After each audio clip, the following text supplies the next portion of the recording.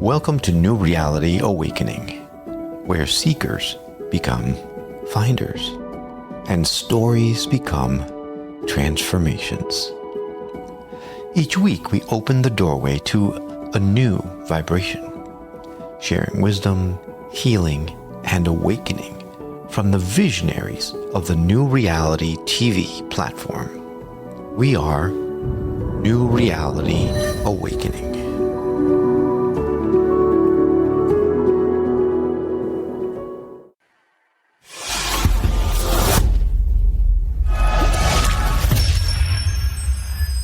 Hello and welcome, everybody. It's my absolute delight to be here on Celtic Soul to bring you this new show on New Reality TV.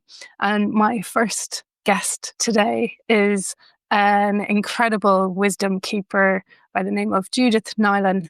Judith, I met through the internet, through various connections, a good number of years ago, and I cannot wait for you to experience her wisdom and her journey. Judith lives in Tacoma in Washington and has been leading spiritual tours to Ireland for close to 30 years, I believe. Judith, very welcome. Thank you for coming on the show. I'm honored to be here. Thank you so much for joining me today for this first episode in this first season of Celtic Soul. So, Judith, tell me first of all, what drew you to Ireland in the first place? Well, I was thinking about it this morning, Tracy, and it's actually 30 years ago this month. Wow. that I was packing to go to Ireland for my first time. My dad, who is my Irish roots, wanted to go trod the old sod. And he'd been there before. I'd never been. And honestly, I didn't have a call. But I wanted to take my dad. So I bought him a ticket for Christmas, surprised him. And we went to Ireland for the first time. It was his trip, but I was just there, to support it. But I mentioned to him when we were getting ready, I said, I've heard about these things called stone circles. And I would, if it's convenient, I'd love to visit one, just to kind of see. Well, we went to Drombeg, which was my first stone circle. And there and at the Beara Peninsula, where we were among the standing stones, I started to see ancestors, Tracy. I had never experienced anything like this in my life. And it just blew the doors off for me. And I just, I didn't quite know what to do with it. My dad's a scientist.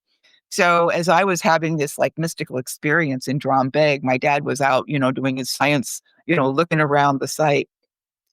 And I just knew after that I had to come back. And so I kept coming back and I kept coming back with friends. And then after I'd had experiences over there enough, I started actually bringing groups with me. So that's what started it. Wow. And there was one time, I'll just get this. Yeah, go ahead. So there was this one time I got into a relationship professionally with Jack Roberts, bless his heart. And as they say in Ireland, God be good to him. He just passed this last year. And we led groups together for quite a while, but I was with Jack at Knocknarea in County Sligo. And all of a sudden, this stuff started to happen for me. And I started to see things, and it started again.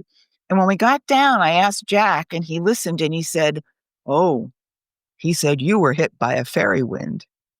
And I didn't know what to do with that either.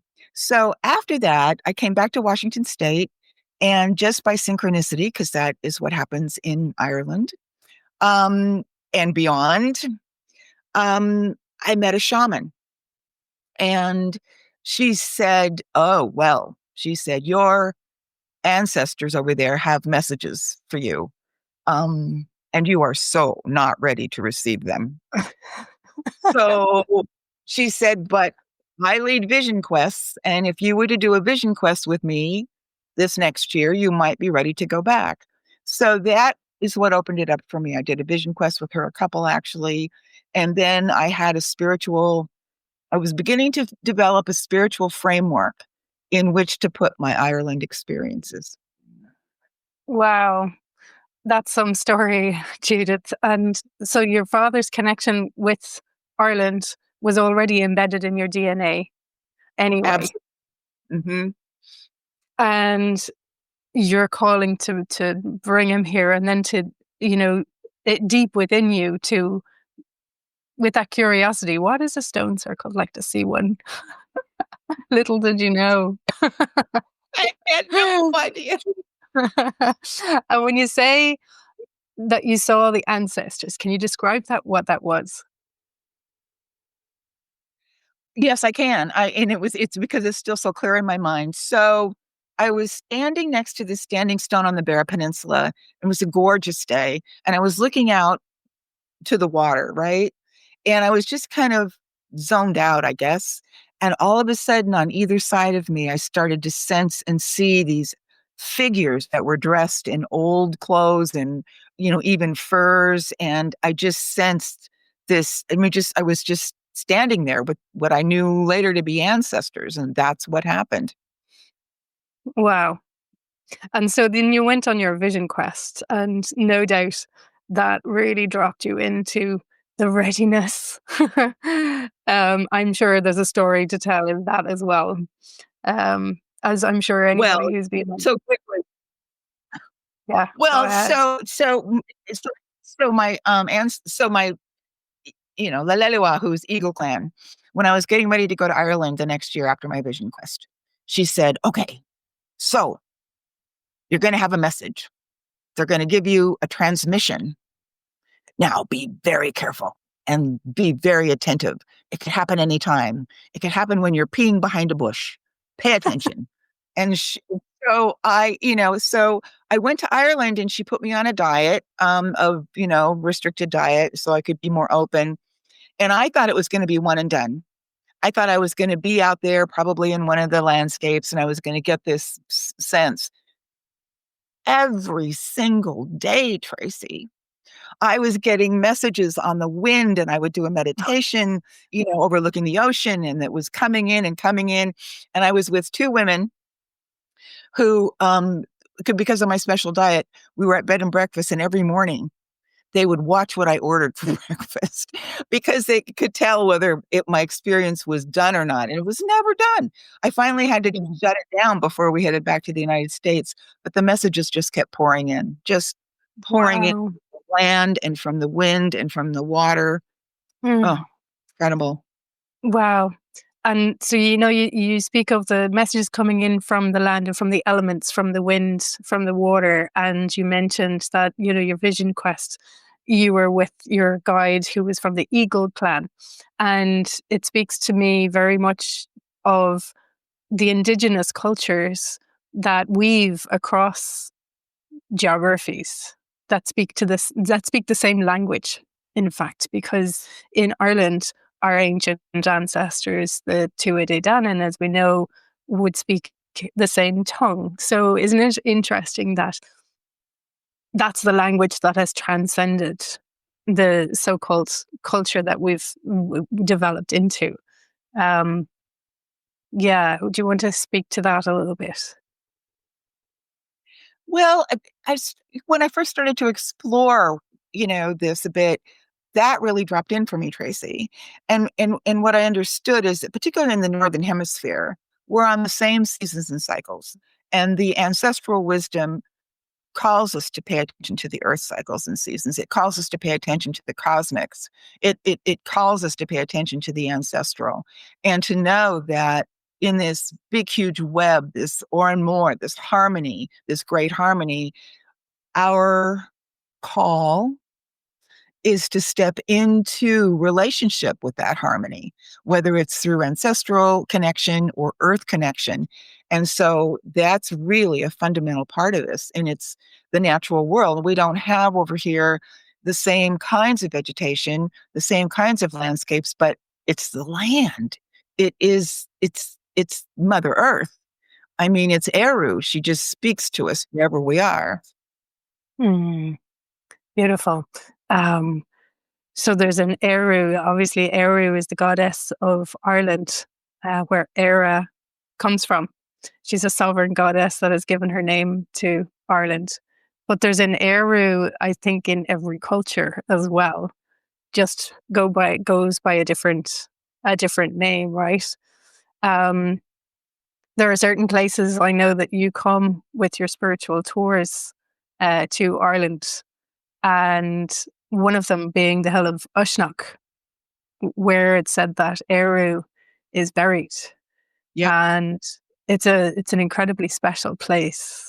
What was your first encounter with Ushnock? Wow. There have been so many. Because it was the place that we used to go, and we used to go with Jack a lot. It was just it was otherworldly.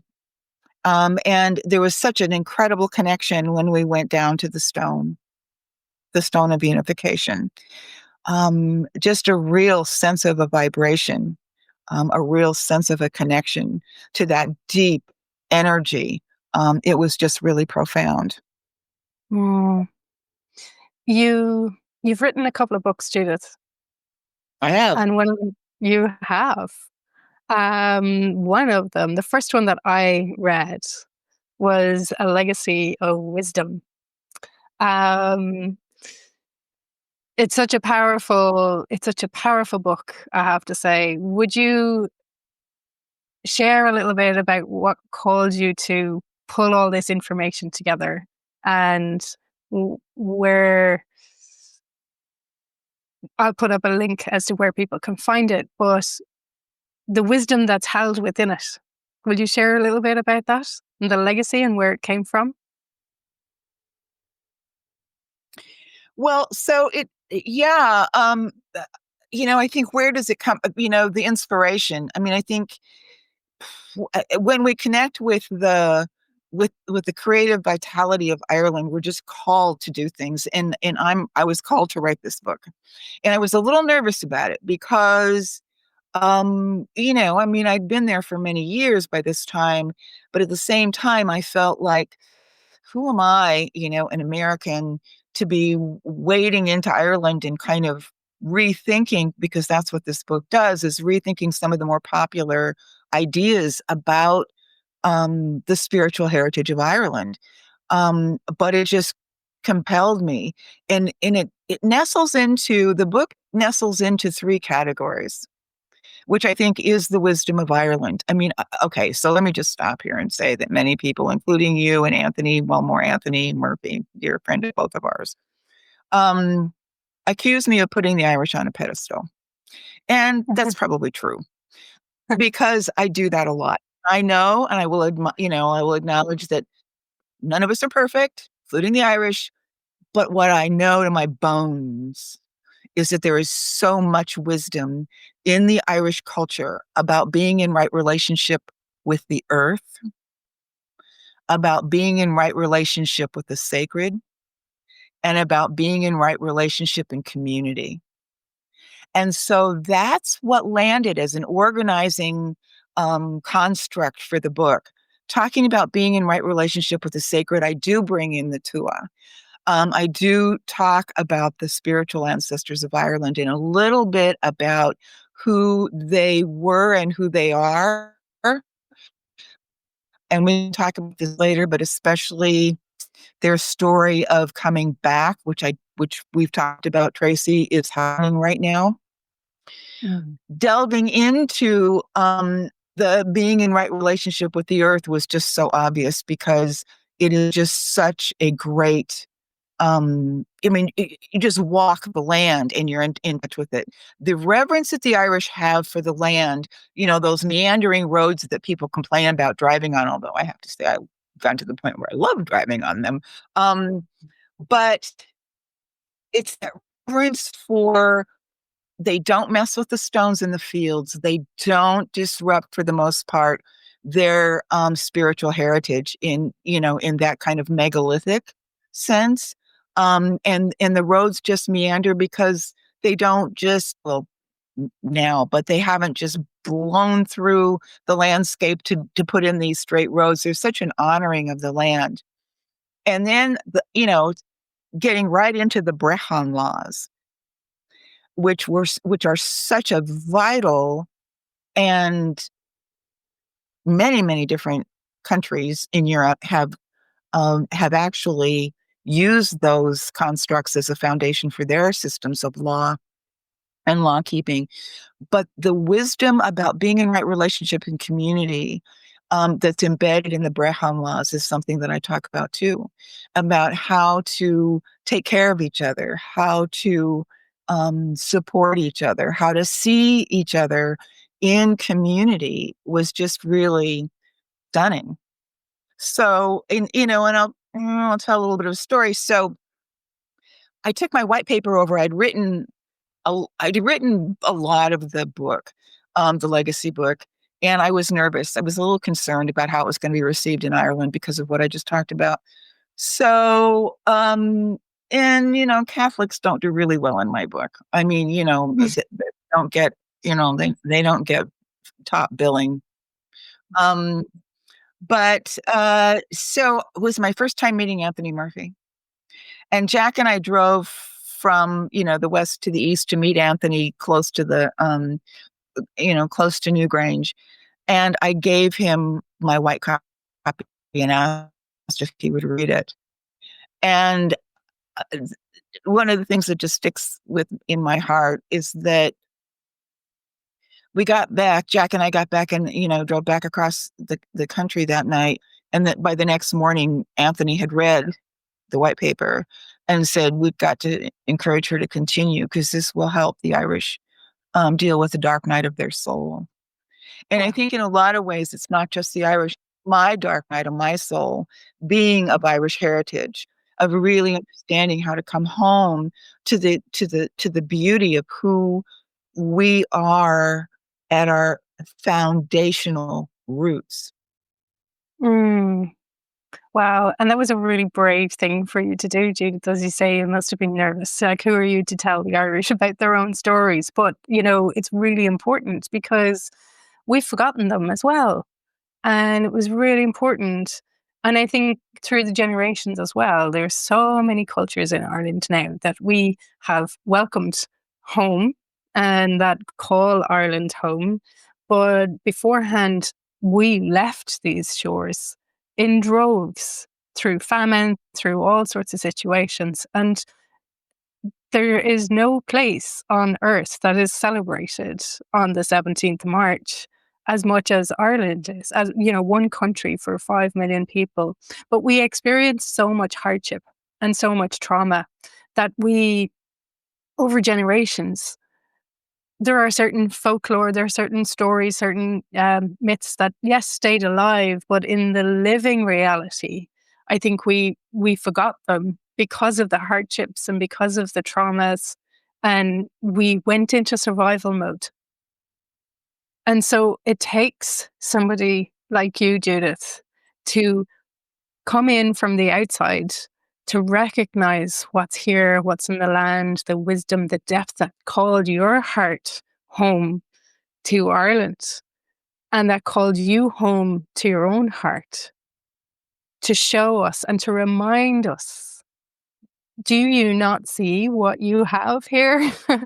So thank you so much for taking that brave step, and thank God for Anthony Murphy. He's going to be on the show too. He doesn't know it yet, but Anthony is amazing. Has written so many books around the mythology of Ireland as well. So to have his stamp of approval as well must have been so heartening for you, to encourage you to keep going and to tell you that you're on the right path. Yep. That was really encouraging. Yeah. Amazing. So you started bringing people over. I did. Was it 30 years ago that you started bringing people over? No, 30 years ago, I came with my dad. And it probably took maybe 6 or 7 years before I started to actually bring groups over. And Right. and it was small, because I to this day I don't do tour buses. Yeah. So it's very much about being able to be in a couple of cars and just travel around and experience. And it was a profound experience for all of them. Um, looking because taking them into the sacred spaces called them to be more present. And a lot of times, like I have, one story, it's like a lot of times people will come and then if they haven't been to Ireland, they want to experience all the stuff one says one should experience, like, go to the Guinness, and go to Dublin, which is great. Um, and so the tours were configured that we would go to the West and to Oceanic and other places. And then we would kind of fly out of Dublin. So we would end up, in Skerries or someplace lovely like that. And people would then, have some time to, if they wanted to go into Dublin. And what would happen is that they'd get on the train and they'd go into Dublin. And then like an hour later, they'd be back because they just couldn't handle the city. And it was a dropping in of understanding how the land and the culture and the music that we had experienced really had taken hold in them, and they weren't Mm. ready to really let that go. And so it really had a profound experience with them. And now, I mean, fast forward later, the groups that I'm taking now, yeah, it's almost impossible, I think, to come to Ireland and not have an experience. It's pretty amazing.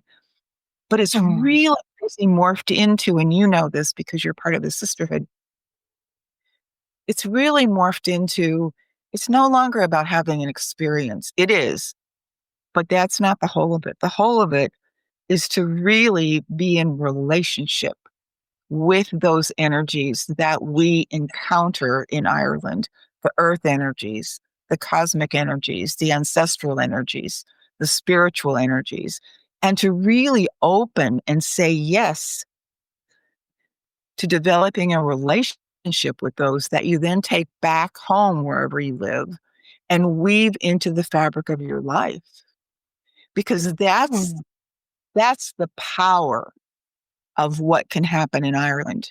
And we talked about this before, and we can get down this rabbit hole probably more than we want to. But especially in these times, we need Yeah. that power more than ever.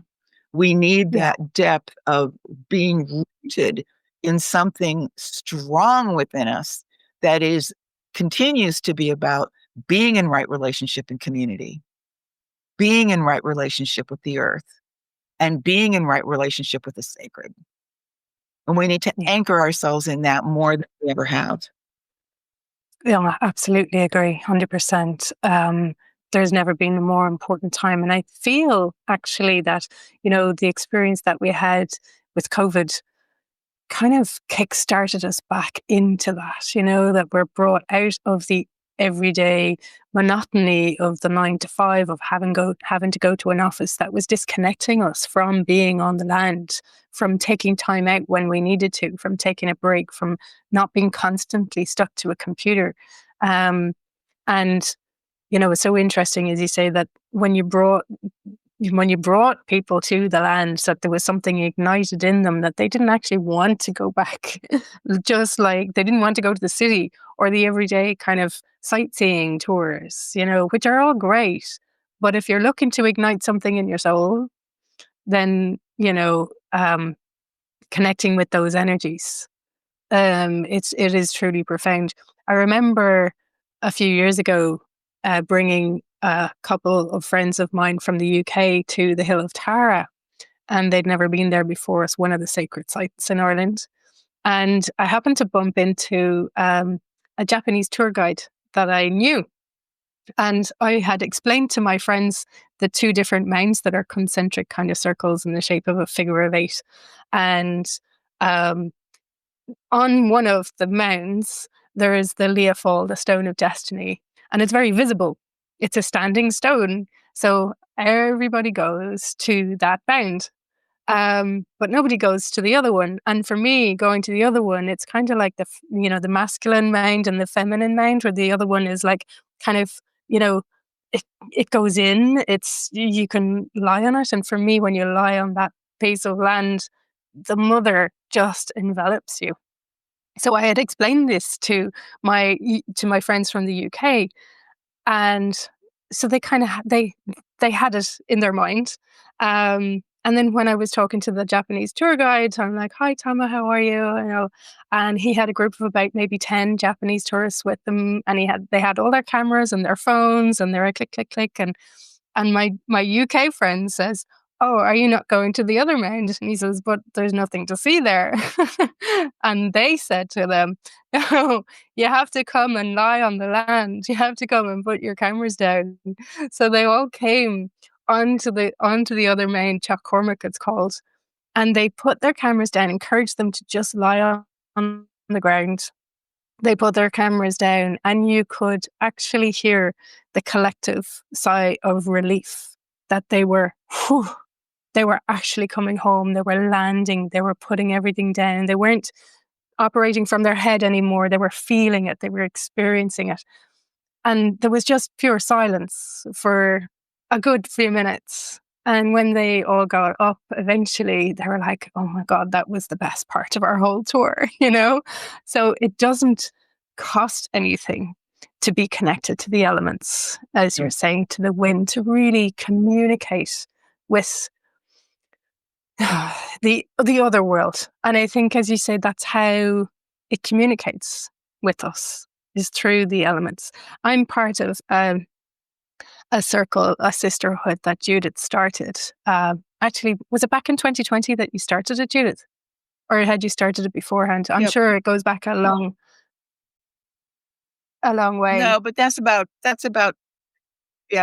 we realized. So what happened is that the sisters who had, and they're all sisters, which is fine with me right now. It's not all just women that come to Ireland, but my resonance, I think, calls for a sisterhood. These are women, Treacy, that had come to Ireland maybe once or twice, and they just weren't done. They weren't, it wasn't like, "Oh, that was great.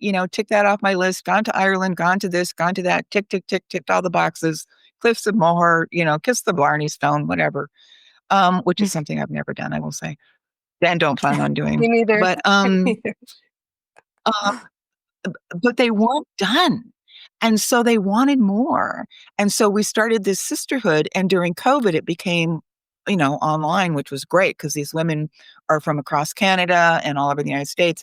And we could get together and continue to explore the wisdom that we touched and that touched us in Ireland. And that's how that sisterhood started, because they just wanted to explore it. And as I said before, weave it more into the fabric of their lives.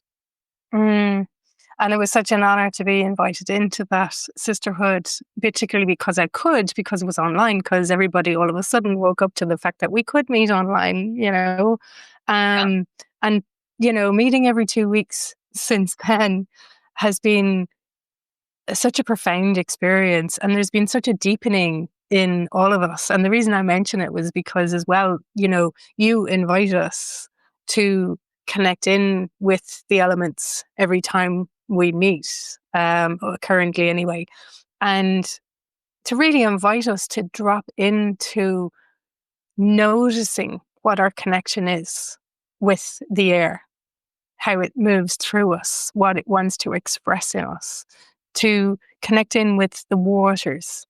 How does that come alive in us? And, that journey in itself, I would really invite anybody who's watching to just begin there by connecting in with the elements in where you are right now, of the land that you're on.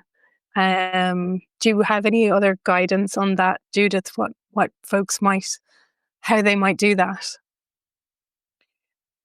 Well, yeah, and that gets back to what you were saying earlier, Treacy, about how it really doesn't matter where on the planet you are. It doesn't really even matter which hemisphere, whether you're dealing with the same seasons and cycles, but that each of the elements has so much to teach us, and that we are so much a part of those elements. I mean, we are water. We are the plant nation. We are, the creature nation when we eat creatures. Um, the stones. I mean, phew, those were our bones. I mean, we are so connected with that. And there's such a wisdom. So yes, what I suggest to people is that they go into a place in the natural world close to where they are, and just take time to just give thanks for being there, and to just really surrender and open to the wisdom that comes through from the trees and the grasses, or wherever you are, the stones, even the water, just to listen, just to begin to open and listen. Because what I know is that we call them nations, but those nations are so excited to connect with us, Treacy, as you know, that if we'll just get out of our own way and just listen. The other thing that I tell people, especially like I do sweat lodges, and the other thing that which they have sweat lodges in Ireland. I haven't done a lodge in Ireland, but they do have, it's a tradition in Ireland as well as many other cultures. Is that what I also tell people is that when they are in that space where they're kind of in a liminal space, that space in between, where they allow themselves to be kind of in an open space where things can come through, that they take the first thing that comes to them. Don't question it. Don't judge it. Don't say, well, that doesn't make sense, or, because just accept it, because those messages are trying to get through. It's a lot about knowing that wisdom is not, it's not information, and it's not knowledge. It doesn't come in from here. It comes in from the soul. It comes in from the body. And that those sources of knowing and those sources of accepting and welcoming wisdom into our lives are so important, that when we can turn off our minds for a bit, the other pieces will come through, and just accept them for what they are. But just spending time in the natural world is really incredible. Listen to bird songs, listen to, watch the trees through the cycles. They have so much to teach us. Absolutely. And I talk about that in my legacy book. It's not just the Irish culture. Many indigenous cultures. When we read the stories and the lore of Ireland, their relationship to the land, their relationship to the oceans and the winds, their ability to connect deeply with those energies, is phenomenal. Being able to really connect with knowing what the weather patterns were, and knowing when things were coming, knowing when it was the right time to plant. They were so woven. And, you listen to and read some of we call them magical stories, but like from Inishmurray, um, the, the stories that came from that ancient tradition about how they were in right relationship, how they could go out when the storms were coming. And Inishmurray is an island off the west coast that was pretty cut off for could be months at a time, even though you can see it. It's right out there. What could be the problem? But because of the weather patterns, they could get cut off. That there was a tradition that the islanders would walk around the island and do ritual and ceremony at different places. And if they needed to get like a doctor, or they needed the ocean to calm, they would just do that, and the ocean would calm, and they could get a boat in, and then they could get it back, and then they would release it. But that relationship is something that we think of as fantastical, and our biological ancestors in Ireland and other places, it was just how they were. It's how they lived. It's what they knew. Yeah. and the place names as well were names in Irish, in the Irish language, that really spoke to us of the importance of that piece of land in relation to everything else. And I think when, everything was anglicized and the English place names came in, it disconnected us from the importance of that place and its place within us and the surroundings and the environment, as I'm sure is the same with many other cultures as well. So it's time for us to reclaim that, isn't it? And I think that's the beauty of what you're sharing, and the wisdom that's flowing through you when you go to the sacred sites, and when you bring everybody on a journey on those sacred sites and encourage them to experience that in themselves. It's not about one person and having all of the wisdom and sharing it with others. It's getting everybody to experience it for themselves and holding a space that wisdom can just, rise and shine within, from a safe space. Because when we, and I notice your necklace, it's so beautiful. I know there's Connemara marble in there in your heart necklace. It's all about coming back to that emerald heart, starting from that place, as you say, coming into a place of presence, of that liminal space. And how do we do that? For me, it's about just meditating. It's, as you say, coming back to the senses. So noticing where you are in this moment and just feeling the sensation of the air on your skin, or feeling the connection between your body and if you're sitting down or your feet on the ground, and just breathing to allow ourselves to come back to our senses, because we're living from our headspace so much. And we've been encouraged and brought up to do that. The education system that's disconnected us from these natural ways, because we have to sit still for a certain amount of time, and then we have to learn everything off by heart, which is it's an interesting term, isn't it? Because it's not off by heart, it's off by head. Because I don't know if that's a term outside of Ireland, but the stories that were passed on by heart, because it was an oral tradition. There was nothing written down. There was no linear form of, having to write and having to figure out the words. It was nearly like a song that told the story, and that song came alive in your body.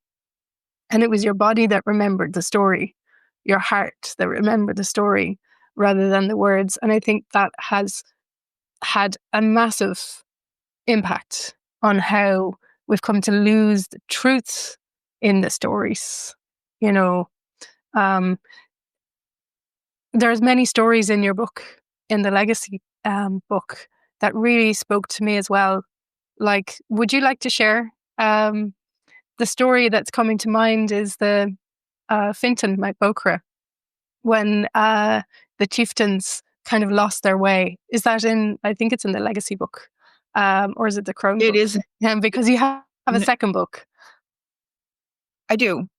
So when I started which to is be, a call to Crone. It is a call to which interesting word, which.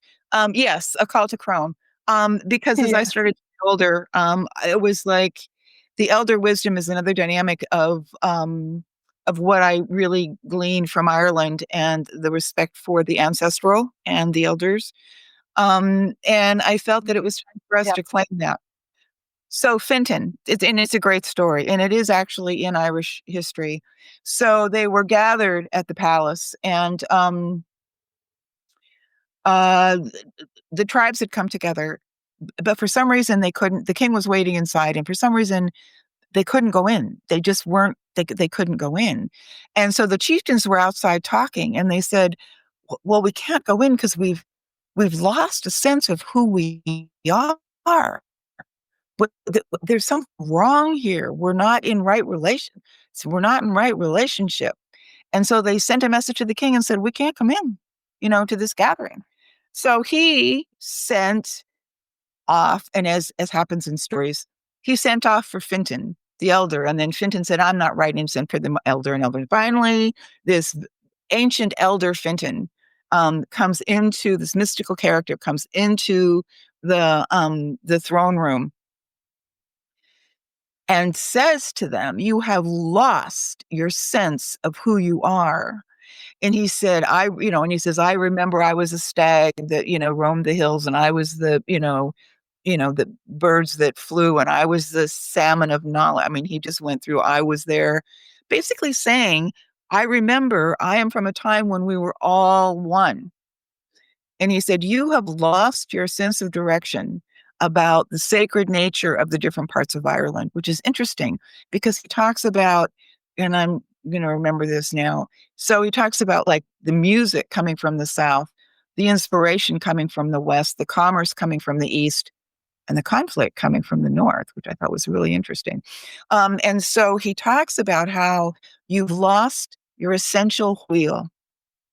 You've lost the wheel of who you are. And when they figured that out, they could come in and participate again as a whole community.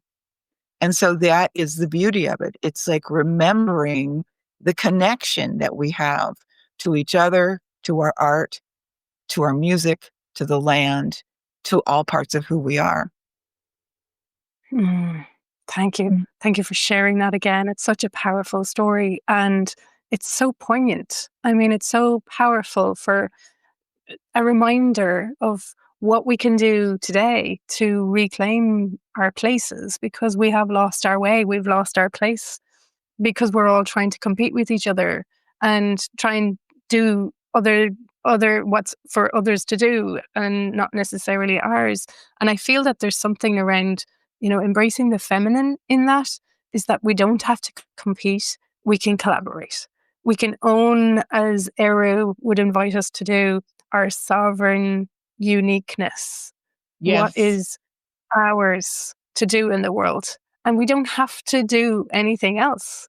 We can just be that.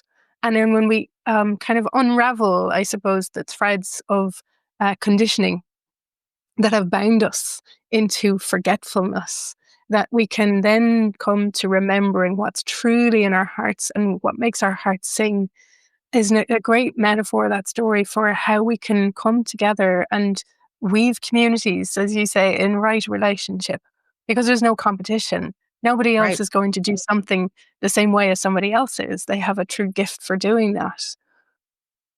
And I'm finding that at the moment, Judith, in conversations that I'm having around, mental health issues, youth opportunities for wellness. And at this moment, there seems to be a real rise in desire to connect the dots with community and different organizations collaborating, coming together, rather than everybody trying to do the same thing in a number of different ways. Oh, let's come together. We can do so much more coming together. Yeah. Yeah. So I want to get back just briefly because no, go ahead. Mm. Well, I want to just say this brings me back to what you said earlier about, and I want to, my family were part of those who left Ireland. And Ireland has been through so much tragedy. And I don't want to take that away at all. I want to honor that. I want to really it's important that we remember that. What I look at, Treacy, is that during those times, what did the Irish hang on to? They hung on to they hung on to community. They found their music, their song. They, it's like, and their sacredness. For a lot, it was religion, but the old ways didn't die. So it's like when they were subjugated horrifically, those were their anchors, their stories, their music, their community, and their family, and their relationship to the sacred. And I think that's what would be important for us to remember now, because we are in that time. We are in another one of those times. And coming together, knowing how everybody is taken care of, mehal, that ancient Irish idea of people would just stop. and volunteering to go help someone, Yeah. Yeah. Out of kindness and understanding and compassion. Yep, absolutely.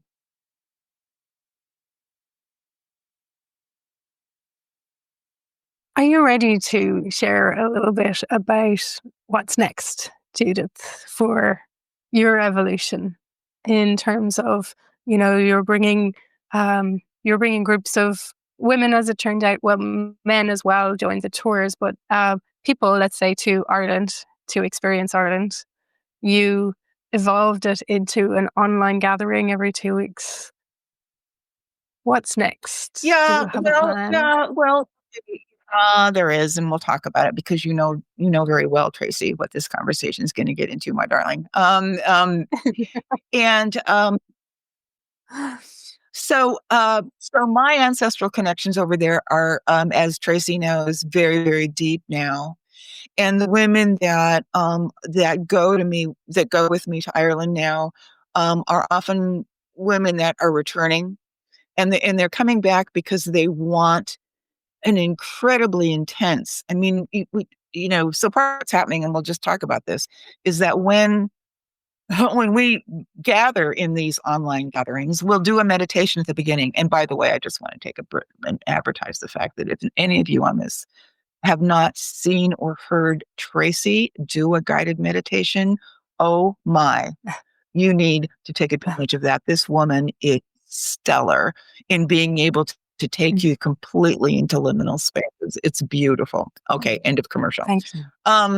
Thank you. But you are so good at it. I mean, it's just, whoa, it's great.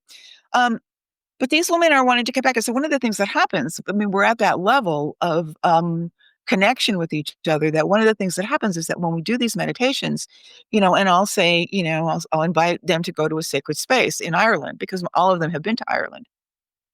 We all show up at the same place. We all show up at, like at the Carrickeel. We're all across the United States on Zoom, but when we do this meditation, we all end up together in Ireland. Sometimes it's at the Hill of Oceanup. Sometimes it's at, Carrickeel in Sligo. Sometimes it's at Cahermacnaghten in the Burren.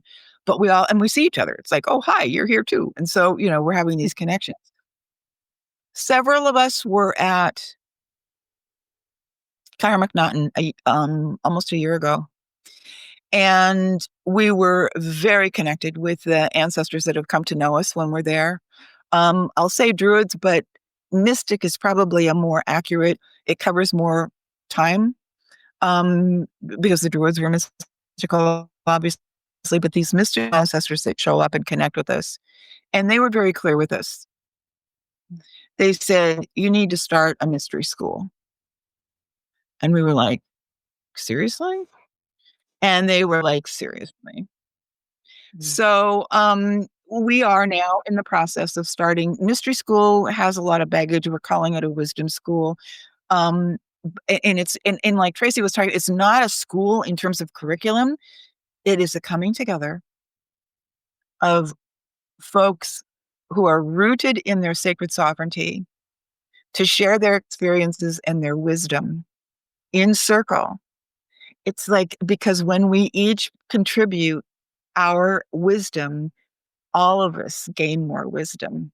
And it's a journey we're on together, and it's very organic.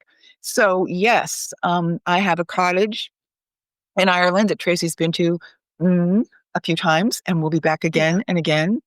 I will be leaving that cottage. I'm not going anywhere anytime soon, but when I do, I'll be leaving that to the school as kind of a place where there can be, and it's available now, to do like retreats or individual times for writing or whatever. It's beautifully located, out in the woods. It's gorgeous anyway. But anchored, and Treacy knows this, anchored at that cottage, anchored is going to be a wisdom school that will offer more wisdom courses as we continue to expand and invite others into an opportunity to share wisdom in circle and be enriched and step more fully into the potential and power of our individual sacred sovereignty. So that's what's next. Thank you so much. I'm so glad we have the opportunity to share that. And is it okay if I share your email address, Judith, in case anybody's interested? Absolutely, please. In finding out more about this up and coming wisdom school that is deeply rooted in the energies and the ancestors of Ireland as well. So Judith at stonefires.com. And as we mentioned earlier, the 2 books you can find on Judith's website, which is stonefireblog.com, books-by-Judith. And I'd highly recommend, checking out these 2 books that Judith has beautifully penned: A Call to Crown, Weaving Wisdom with Threads of Irish Heritage, and A Legacy of Wisdom, which is just exquisite. I learned so much. And as we said earlier on, this was an invitation from Judith coming from outside Ireland to us in Ireland to reclaim all that we'd forgotten in the land. It's just very beautiful. So thank you so much for sharing that as well, Judith. Thank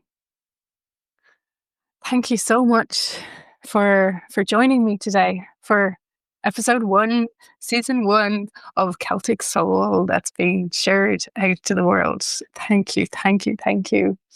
I'm so honored, Treacy. I'm honored to call you sister. I'm honored to be on this journey with you. I am loving how your soul is just exploding in opportunities of all that you're doing to bring the divine feminine out and be more celebrated in Ireland and beyond. I'm just in awe of you. So thank you. Thank you so much, sister, and thank you for your support. If anybody wants to check out more of what I'm doing, although my website hasn't been updated for quite a while, I need to get on it this year, but it's tracyo'connor.com. If you want to reach out in any way, o'connortracy@gmail.com is my email address. And yeah, I'm really looking forward to bringing more of this beautiful wisdom of beautiful guests and that I have connection with from many years, and each sharing wisdom in their own way every week now on New Reality TV. So thank you so much. Yay. So Judith, thanks again for being on the show. Go well, and thank you for sharing your wisdom. Until the next time. Thank you.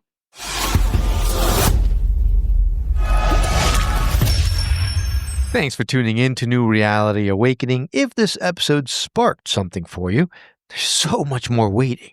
Catch all episodes of this show and dozens of others raising the vibration of the planet at newrealitytv.com. We'll see you there.